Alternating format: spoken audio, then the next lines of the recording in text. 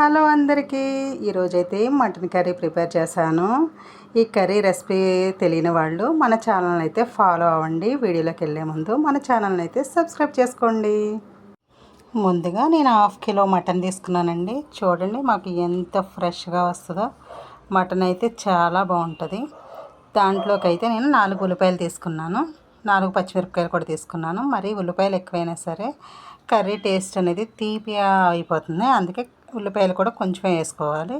Taste అయితే అదిరిపోతుంది. ఎలా ప్రిపేర్ చేయాలో చూద్దారండి. నేను కుక్కర్లో అయితే ప్రిపేర్ చేస్తానండి. కుక్కర్ అయితే మనకి బాగా స్మూత్గా అయితే ఉడుకుతుంది. ముందుగా పొయ్యి వెలిగించి కుక్కర్ పెట్టుకోండి. ఇందులో అయితే ఆయిల్ తీసుకోండి.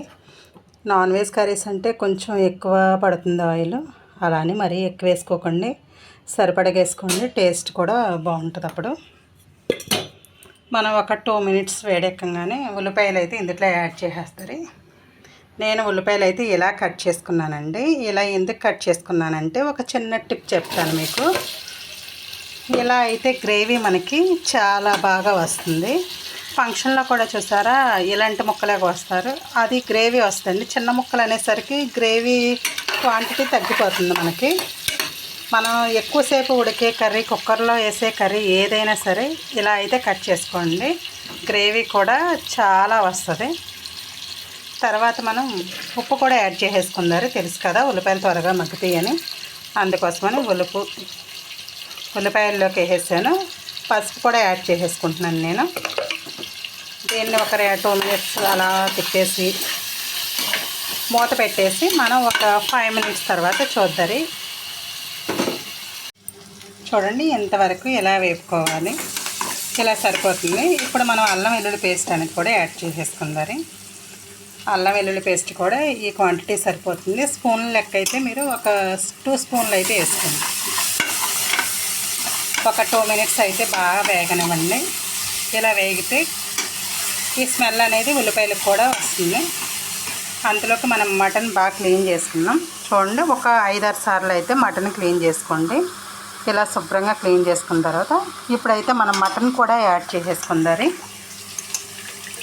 చూడండి నేను మటన్ కూడా యాడ్ చేసేసుకుంటున్నాను.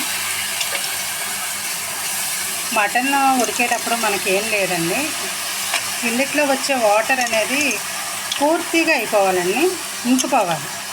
అప్పుడు మనకి ఆ కర్రీ టేస్ట్ అనేది బాగా వస్తుంది. ఇప్పుడు ఇందులో వాటర్ వస్తుంది కదా, ఒక 5 మినిట్స్ మూత పెట్టుకుందారి. మూత పెట్టుకుంటే బాగా వాటర్ వస్తుంది. ఆ వాటర్ కూడా ఇంకిపోయేదాకా కూడా మీరు అలా ఉంచండి. అప్పుడు టేస్ట్ ఆటోమేటిక్గా బాగుంటుంది. లేకపోతే కొంతమంది ఆ వాటర్లోనే కారం వేసేసి వాటర్ పోసేస్తుంటారు, అప్పుడు కర్రీ టేస్ట్ అనేది రాదు. ఇలా దగ్గరికి వచ్చేయాలండి. చూడండి నాకు ఏం వాటర్ అయితే ఏమీ లేదు, ఇంతవరకు మనం తెచ్చుకోవాలి. ఇప్పుడైతే మనం కారం యాడ్ చేసేసుకుందాం. నేనైతే ఒక స్పూన్ కారం అయితే యాడ్ చేసుకుంటున్నానండి. మనకు కారం సరిపోతే కొంచెం వాటర్ పోసాక చూసుకొని కలర్ని బట్టి వేసుకోండి. నాకైతే కొంచెం కారం పట్టేటట్టుంది, కొంచెం కారం వేసుకున్నాను. ఇందులో నేనైతే ఒక లోటాడు, అంటే మాకు ఇటు ఇలా అంటారు, లోటాలు అంటారు, ఒక లోటా వాటర్ అయితే యాడ్ చేసుకుంటున్నాను.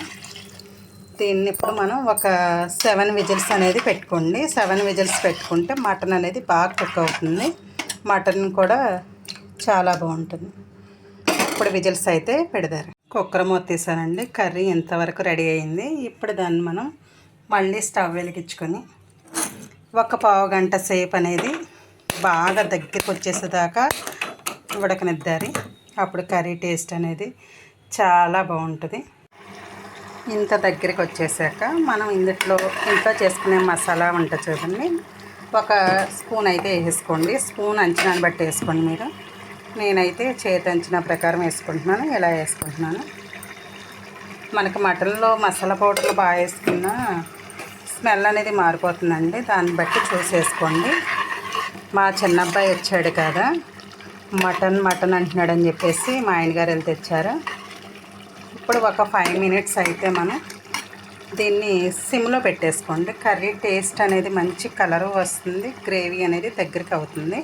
ఒక 5 మినిట్స్ అయితే కొంచెం సిమ్లో పెట్టుకోండి. కర్రీ అయితే అప్పుడు రెడీ అవుతుంది.